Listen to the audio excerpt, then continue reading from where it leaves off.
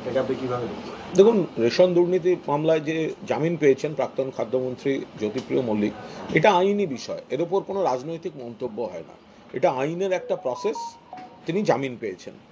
তবে পাশাপাশি এটাও নিশ্চিতভাবে এটা আইনি ভাষাতেই একটু খেয়াল রাখতে হবে যে আদালত যখন জামিনের আবেদন মঞ্জুর করেছেন, তাহলে আদালতও মনে করছেন যে তদন্তে অগ্রগতি নেই, আটকে রাখার প্রয়োজন নেই এবং আটকে রাখার জন্যই আটকে রাখা হচ্ছিল। এইটা আদালত কনভিন্সড হয়েছেন বলেই তো জামিনটা মঞ্জুর করেছেন। এর বাইরে এখানে কোনো রাজনৈতিক মন্তব্যের কোনো অবকাশ নেই।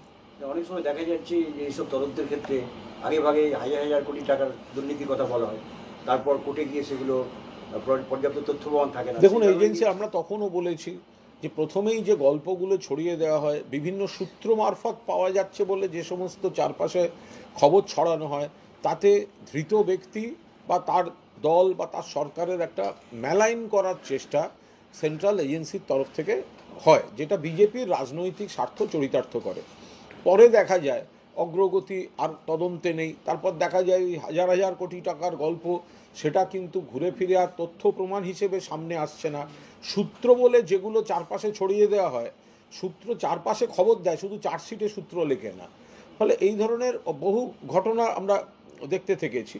তো এখন এটা আইনি বিষয়, ফলে রাজনৈতিক কোনো মন্তব্যের কোনো অবকাশ এখানে নেই।